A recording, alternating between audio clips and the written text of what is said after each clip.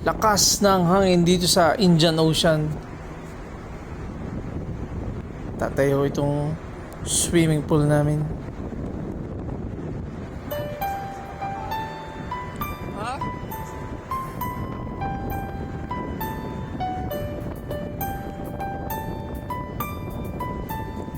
May container ship sa hindi kalayuan.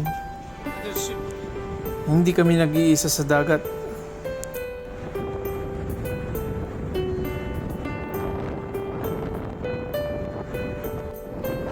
Yan, kaway-kaway si Big Boy.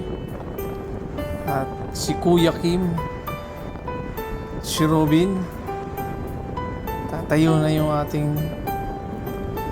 aming swimming pool pala. Si Rico. Nakatayo na completely yung aming portable swimming pool. Tubig na lang ang kulang.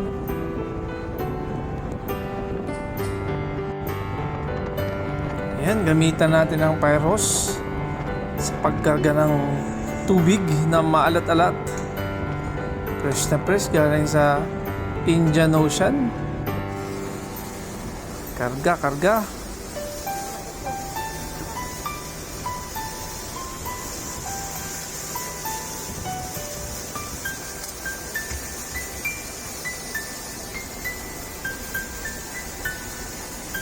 Yan, si Kuya Percy.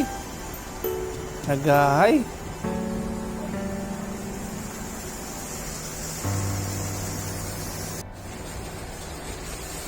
Saglit lang kargahan to, lakas ang tubig. Gamit ang fire hose.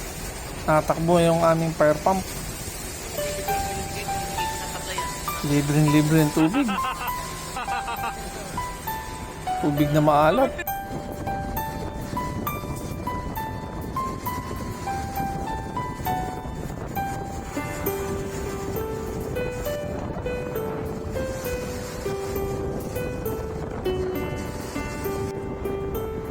Ayan, tapos nakargahan. Mamaya ulit.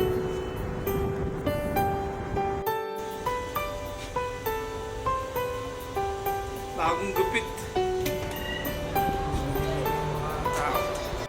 Wala na si Santa Claus.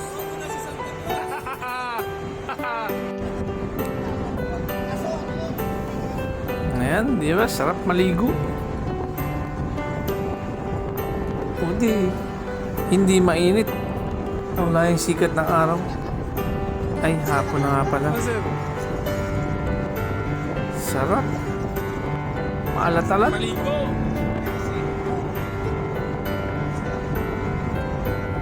Malaki rin yung swimming pool. Kasya ang maraming tao. May nasisid pa eh.